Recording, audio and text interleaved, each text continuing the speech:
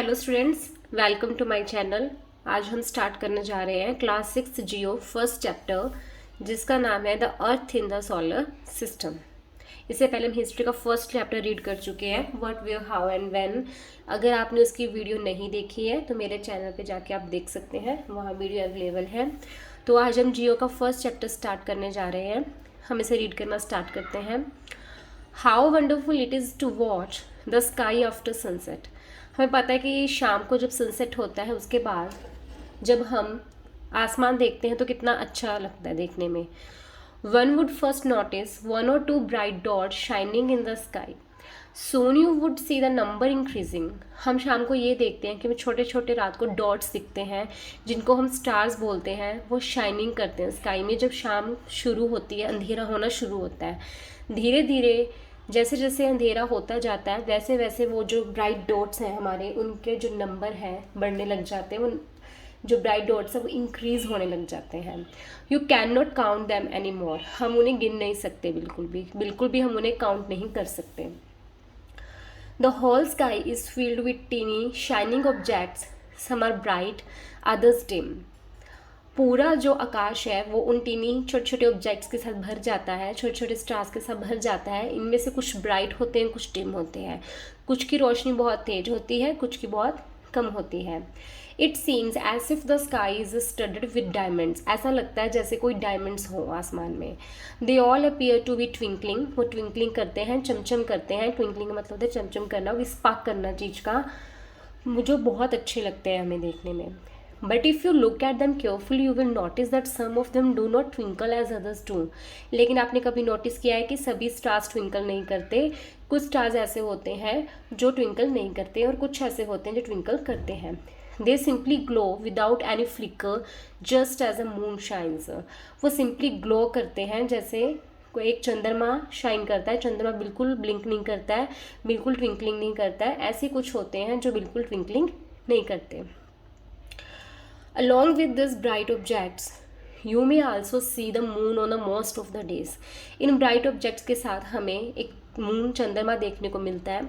It may however appear at different times, जो different time में आता है, in different shapes। रोज उसकी शेप डिफरेंट होती है, कभी वो हाफ आता है, कभी फुल आता है, कभी हाफ से भी कम होता है। एंड एट डिफरेंट पोजिशंस, और डिफरेंट पोजिशंस में आता है। You can see the full moon only once in about a months time. अब महीने में सिर्फ एक बार ही फुल मून देखने को मिलता है, पूरा चंद्रमा देखने को मिलता है। उस दिन को बोला जाता है फुल मून नाइट और पूर्णिमा। अब fortnight later you can not see it at all.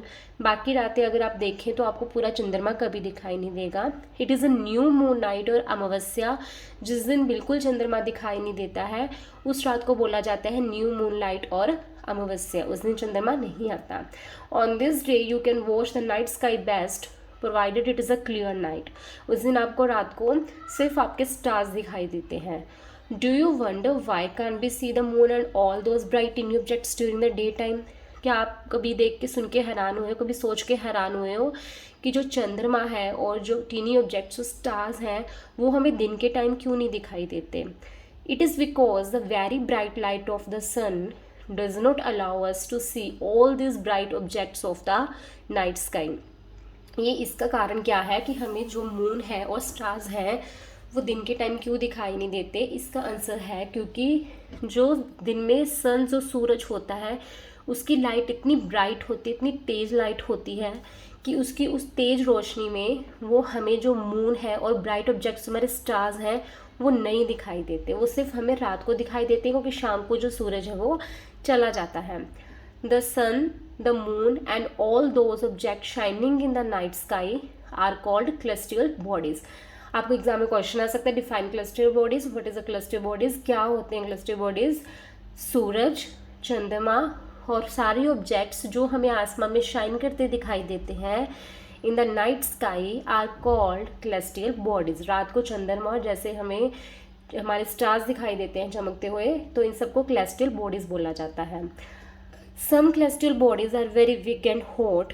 कुछ celestial बॉडीज़ बहुत बड़ी होती हैं साइज में और बहुत गर्म होती हैं। They are made up of gases. ये गैसेस की बनी होती हैं। They have the own heat and light, इनकी अपनी जो हीट होती है और इनकी अपनी लाइट, इनकी अपनी रोशनी होती है, which they emit in large amounts, जो अपनी रोशनी को इमिट करते हैं, इमिट मतलब फैलाना, बहुत बड़ी अमाउंट में इनको फैलाते हैं। This celestial bodies are called stars, इन celestial बॉडीज को स्टार्स बोला जाता है। The sun is a star, sun भी एक स्टार है।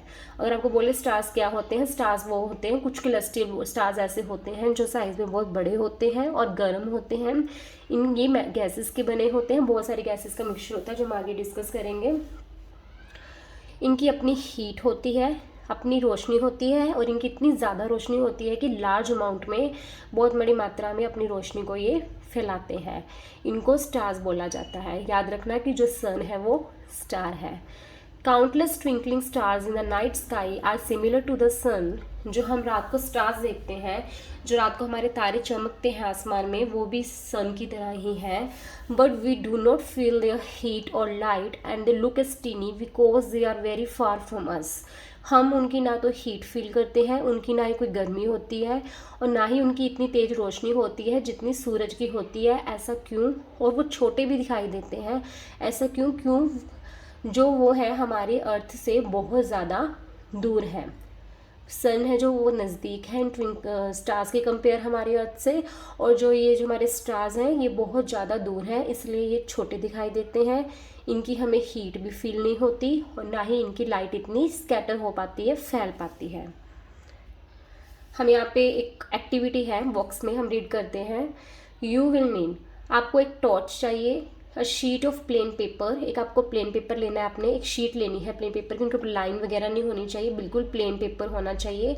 एक पेंसिल होनी चाहिए, एक नीडल होनी चाहिए। स्टेप क्या है आपके? फर्स्ट स्टेप को फर्स्टली क्या करना है? Place the torch in the centre of the paper with its glass front touching the paper. आपको क्या करना है? एक पेपर लेना है, उसको टेबल पे रख लेना है, टॉर्च लेनी है, और टॉर्च को क्या करना है? आपने पेपर के सेंटर में रख देना है। ऐसे रखना है कि जो टॉर्च का फ्रंट ग्लास है वो पेपर को टच करे, उसको उल्टा ऐसे पेपर के ऊपर रख देना है। Now dry circle around the torch, आपको क्या करना है? उस जो टॉर्च आपने ऐसे उल्टी रखी हुई है, ऐसे आपने कोई टॉर्च रखी है तो उसके आसपास आपने सर्कल लगा लेना है, उसकी शेप दे देनी है। Perforate the paper with the needle within the circled area, आपने क्या करना है? उस पेपर को परफोर्ट कर देना, एक नीडल लेनी है, जो आपने सर्कल्ड एरिया, जो सर्कल बनाया है उसको अच्छे से सर्कल कर देना है। Now place the perforated circle part of the paper on the glass front end wrap the paper around the torch with a rubber band, जो आपने वो सर्कल्ड एरिया बनाया था उसको वहाँ से कट करके, परफोर्टेड मतलब उसको कट करके अच्छे से टॉर्च के जो फ्रंट ग्लास है जिसको हमने पेपर के ऊपर रखा था वहाँ पे उसको रैप कर देना है टॉर्च पे, और रबर बैंड के साथ बिल्कुल tightly. Take care that the switch of the torch is not covered, ध्यान रखना कभी आपकी स्विच कवर ना हो जाए। इन अ डार्क रूम, अब आपको डार्क रूम लेना है, बिल्कुल ऐसा रूम लेना है जिसमें बिल्कुल अंधेरा हो। Stand at some distance facing a plain wall, आपके सामने एक दीवार होनी चाहिए, बिल्कुल प्लेन होनी चाहिए, बिल्कुल रफ सरफेस नहीं होनी चाहिए। आपको कुछ दूरी पर खड़े हो जाना है उस प्लेन वॉल से। Switch off all other lights, room की जितनी भी स्विच है वो सब ऑफ कर दो, जितने भी लाइट्स हैं सब ऑफ कर दो, बिल्कुल रोशनी नहीं होनी चाहिए, पूरा आपका अंधेरा होना चाहिए। Now flash the torch light on the wall, तो अब आप जो टॉर्च लाइट है, आप टॉर्च की जो लाइट है उसको ऑन करें और उसको सामने दीवार पर डालें। You will see numerous dots of light on the wall, आपको देखने को मिलेगा कि बहुत सारे छोटे छोटे डॉट्स मिलेंगे आपको वॉल पे देखने के, like stars shine in the night, आपको ऐसे लगेगा कि जैसे रात को तारे चमक रहे होते हैं। Switch on all the lights in the room, आप फिर उसके बाद क्या करें? अपनी टॉर्च को ऑन रखें और साथ में जो रूम की लाइट्स हैं उनको भी ऑन कर दें। All dots of light will be almost invisible, आप देखोगे जो आपकी टॉर्च की रोशनी है, जो उससे डॉट्स दिखाई दे रहे थे वो इनविजिबल हो जाएंगे, दिखने बंद हो जाएंगे। You may now compare the situation with what happens to the bright objects of the night sky after the sun rises in the morning। तो ये इससे हमें पता लगता है कि देखो जो हमारी टॉर्च की रोशनी थी, जो हमारे जो रूम की लाइट्स थी उनके कंपेयर बहुत कम थी, रूम की लाइट्स जब हमने ऑन की तो उसने टॉर्च की रोशनी को डिम कर दिया और जो टॉर्च की लाइटनिंग थी वो हमें दिखनी बंद हो गई। ऐसा ही दिन में होता है जब सूरज आता है, सूरज की रोशनी बहुत ज़्यादा तेज होती है। जो हमारे टीनी ऑब्जेक्ट्स जो स्टार्स होते हैं वो अवेलेबल होते हैं वहाँ पे उस टाइम आसमान में ही होते हैं, लेकिन वो दिखने बंद हो जाते हैं क्योंकि उनकी रोशनी कंपेयर टू सन बहुत कम होती है। आपको ये एक्टिविटी समझ आई? आप घर पे परफॉर्म करके भी देख सकते हैं। ये एक्टिविटी बहुत इजी एक्टिविटी है ये। ओके, अगर आपको कोई डाउट है तो प्लीज़ मुझसे ज़रूर पूछिएगा। Next page. You must have noticed that all objects look smaller when seen from a distance. हमने ये आम ही देखा है, ओनली हम मतलब सिर्फ आसमान की बात नहीं करेंगे। हम आम देखते हैं कि जब हम दूर की चीज़ को देखते हैं वो दूर की चीज़ हमें बहुत छोटी दिखाई देती है। जब हम दूर से खड़े होकर किसी चीज़ को देखते हैं हमें वो चीज़ बहुत छोटी दिखाई देती है। How small an aeroplane looks when it is flying at a great height. आप एग्जाम्पल एरोप्लेन का ही ले सकते हैं। आपने देखा होगा कितने बड़े बड़े एरोप्लेन होते हैं, लेकिन जो वो आसमान में होते हैं तो बिल्कुल छोटे से दिखाई देते हैं, जैसे कोई छोटी सी चिड़िया हो। While watching the night sky you may notice various patterns form by different group of stars. हम जब रात को आसमान में कभी देखना आप, जो स्टार्स होते हैं वो काफ़ी टाइप के पैटर्न्स बनाते हैं, लाइक डिज़ाइंस बनाते हैं एक दूसरे को ज्वाइन करके। This are called constellations. उन्हें कॉन्स्टिलेशंस बोला जाता है। आपको एक क्वेश्चन आ सकता है, what are constellation, define constellations. जब हम रात को देखते हैं कि जो स्टार्स हैं, जो ग्रुप ऑफ स्टार्स, कुछ स्टार्स अपना ग्रुप बनाते हैं और कुछ पैटर्न शो करते हैं, तो उनको कॉन्स्टिलेशन बोला जाता है। उर्जा मेजर और big bear is one such constellation. इनके एग्जाम्पल है उर्जा मेजर और big bear. One of the most easily recognizable constellation is the Saptarishi. सप्त 7 ऋषि सेजेस। सबसे जो ईजिली रिकोगनाइजेबल, जिसको हम देख सकते हैं ईजिली, वो है सप्त ऋषि, जिसको सप्त 7 बोला जाता है। और ऋषि सेजेस का सप्त का मीनिंग है 7 और ऋषि का मीनिंग है सेजेस, सप्त ऋषि। It is a group of 7 stars. सप्त इसलिए यूज़ किया गया क्योंकि ये 7 स्टार्स का ग्रुप है। That form a part of उर्जा मेजर कॉन्स्टिलेशन। ये उर्जा मेजर कॉन्स्टिलेशन का पार्ट है। Ask someone elder in your family or neighborhood to show you more stars, planets and constellations in the sky. आप अपने जो फैमिली में एल्डर्स हैं, जो पड़ोसी नेबरहुड हैं, उनको आप उनको बोल सकते हैं कि वो आपको ज़्यादा स्टार्स, जो प्लैनेट कॉन्स्टलेशंस हैं स्काई में, आपको शो करें। जैसे स्टार्स की कोई पैटर्न शो हो रहा है तो उनको पता होगा, वो आपको ज़रूर दिखाएं। आप इस पिक में देख सकते हैं, इसमें आपको सप्तऋषि शो किया गया है। सप्तऋषि एंड द नॉर्थ स्टार, दो कुछ हो गए, एक नॉर्थ स्टार किया गया, सप्तऋषि। ये है हमारे सप्तऋषि का पैटर्न। 1 2 3 4 5 6 7। ये आपके सप्तऋषि जो है ये वो है। ओके, और ये जो हमारे दो हैं ये पॉइंटर स्टार्स हैं। पॉइंटर स्टार्स के बिल्कुल सामने आप देखोगे, बिल्कुल डायरेक्ट सामने आपका नॉर्थ स्टार है देखने को। ओके, आपने जो फेस अपना नॉर्थ की तरफ देख के करना है, नॉर्थ की तरफ आपको ये सब शो होगा। ये आपके दो पॉइंटर स्टार्स हैं सप्तऋषि में से, और इसके सामने बिल्कुल आपको नॉर्थ स्टार आता है। ये हमारा पैटर्न है सप्तऋषि का। ऐसे ही आपको आने वाले चैप्टर्स में हम बिग बियर या फिर उर्जा मेजर के बारे में हम स्टडी करेंगे, इनके भी हम पैटर्न्स देखेंगे। नेक्स्ट है, in ancient times people use to determine directions during the night with the help of stars. पहले पुराने टाइम में, एशियन टाइम में लोगों को तब कंपस वगैरह नहीं होती थी डायरेक्शंस पता लगाने के लिए, तब लोग रात को तारों की सहायता से, तारों की हेल्प से डायरेक्शंस डिटरमाइन करते थे कि ईस्ट कहाँ है, वेस्ट कहाँ है, नॉर्थ कहाँ है, साउथ कौन सी डायरेक्शन में है। The north star indicates a north direction.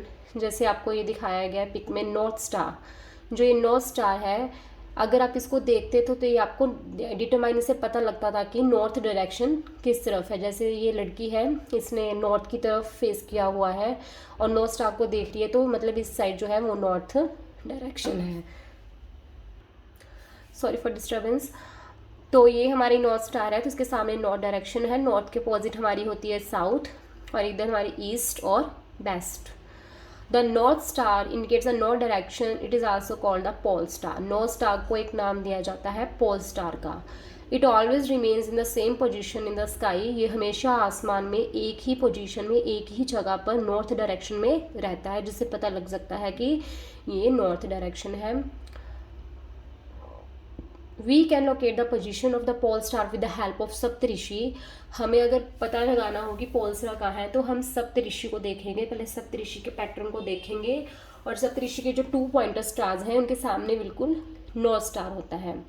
Look at figure 1.1. You will notice that if an imaginary line is drawn joining the pointer stars extended further, it will point to the pole star.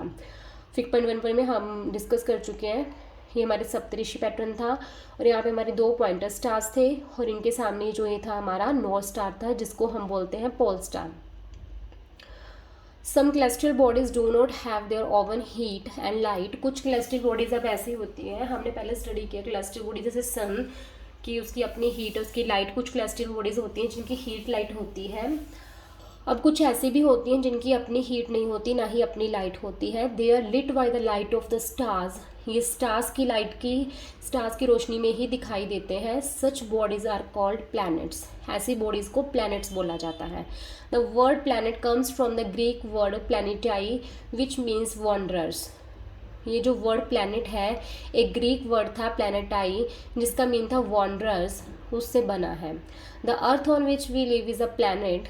धरती जिस पे हम रहते हैं वो भी एक planet है। It gets all its heat and light from the sun. हमें पता है कि जो हमारी अर्थ है वो जो हीट लेती है, जो गर्माइश जो हीट होती है या जो रोशनी आती है उसको कहाँ से मिलती है, सन से मिलती है। Which is our nearest star. जो हमारी धरती का सबसे नियरेस्ट स्टार है, सबसे पास वाला स्टार है सन, उससे ये हीट एंड लाइट लेती है। If we look at the earth from a great distance से the moon it will appear to be shining just as the moon. अगर हम दूर से देखें, हम सूरज को दूर से देखें तो उसे एक चंद्रमा ही मून ही कहेंगे, वो हमें बहुत छोटे दिखाई देते हैं। The moon that we see in the sky is a satellite. अब जो हमें रात को मून दिखाई देता है वो क्या है आसमान में, वो एक सैटेलाइट है। It is a companion of our earth and moves around it. ये हमारे अर्थ के आसपास चक्कर लगाता है। Like our earth there are 7 other planets that get heat and light from the sun. हमारी अर्थ की तरह ही इसके अदर्स जो प्लैनेट्स हैं वो 7 प्लैनेट्स अदर हैं जो सारी हीट और लाइट है ये भी सारे सन से ही लेते हैं। Some of them have their moons too. और कुछ प्लैनेट्स के अपने अपने चंद्रमा खुद के मून्स भी हैं, खुद के सैटेलाइट्स भी हैं। सन क्या है, एक स्टार है और मून क्या है, एक सैटेलाइट है। इंटरेस्टिंग फैक्ट क्या है, बॉक्स में दिया पिंक बॉक्स यहाँ पे। Jupiter, Saturn and Uranus have rings around them. जो यूपिटर, सैटर्न और यूरेनियस प्लैनेट है इनके आसपास रिंग्स होती हैं, ऐसे इनके गोल गोल रिंग्स होती हैं इनके। These are belts of small debris. जो इनके रिंग्स हैं इनको बेल्ट्स बोला जाता है, छोटे छोटे डेब्रिज की बेल्ट होती हैं, हम ये आगे डिस्कस करेंगे पूरा डिटेल में। This rings may be seen from the earth with the help of powerful telescopes. अगर आपको ये रिंग्स इनकी देखनी है अर्थ से नीचे से देखनी है आपको, तो आपको एक पावरफुल टेलीस्कोप चाहिए, उसकी मदद से आप इसको देख सकते हैं, ईजिली हमें दिख जाएंगे। आज हम यहीं तक रीड करेंगे, पहले आप ये सब रीड कीजिए और आपको कोई कन्फ्यूज़न है या कुछ समझ नहीं आया तो आप मुझे कमेंट सेक्शन में कमेंट करके पूछ सकते हैं। मैं आपको वहीं पे आपके डाउट क्लियर कर दूंगी या नेक्स्ट वीडियो में आपके डाउट क्लियर कर दूंगी जब इसका हम नेक्स्ट टॉपिक पढ़ेंगे तब। अगर आपको मेरी वीडियो अच्छी लगी हो तो प्लीज़ लाइक कीजिए, चैनल को सब्सक्राइब कीजिए। Thank you.